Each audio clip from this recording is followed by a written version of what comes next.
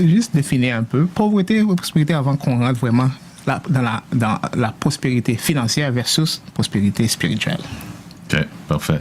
Donc, pauvreté, je commence par pauvreté avant, donc c'est quand même...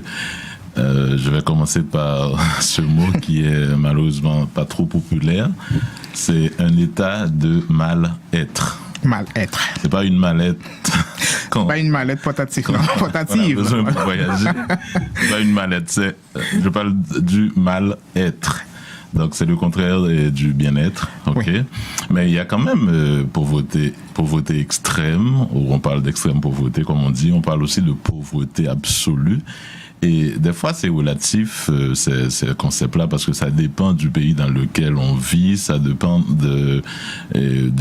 parce qu'il y a quand même certains critères, il y a quand même certains, comment je pourrais dire, indicateurs qui rentrent en ligne de compte pour définir ces concepts-là. Comme on dit, ça peut être varié d'un pays à un autre, mais de façon générale, être pauvre, ça veut dire ce que ça veut dire, c'est que on a beaucoup de difficultés à joindre les deux bouts, et puis les besoins de première nécessité, si vous voulez, les besoins fondamentaux de l'être humain, besoin de se loger, qu'on soit propriétaire ou locataire, besoin de se vêtir, de se dévêtir, besoin de se nourrir, besoin de s'instruire, donc, de pouvoir fréquenter une école de qualité, etc. Donc tout ça fait partie des besoins fondamentaux de l'être humain. Donc quand on a de la difficulté à pouvoir répondre à ces besoins-là, donc on peut dire qu'on vit vraiment dans la pauvreté. Pour certains pays, ça peut être extrême pauvreté, pour d'autres, ça peut être pauvreté tout court.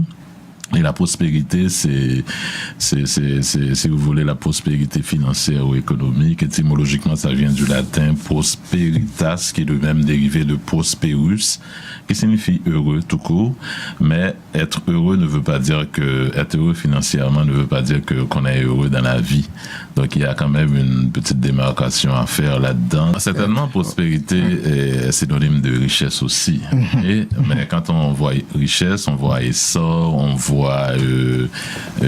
comment une condition de vie favorable, on voit fortune, on voit bien matériel, on voit qu'est-ce que je pourrais dire encore, on voit réussite, succès, abondance, donc situation favorable, aisance, opulence, progrès, développement, donc tout ça, on peut les associer à prospérité ou à la richesse, parce qu'il y a des richesses, il y a la richesse tangible, il y a la richesse intangible.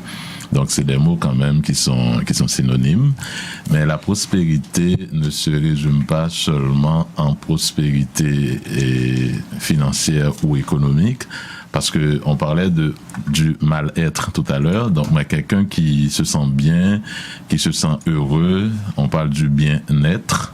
Donc, ça aussi, c'est quelqu'un qui est prospère.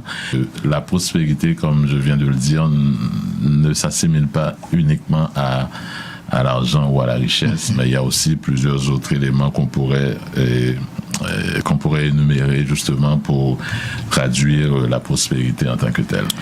D'accord.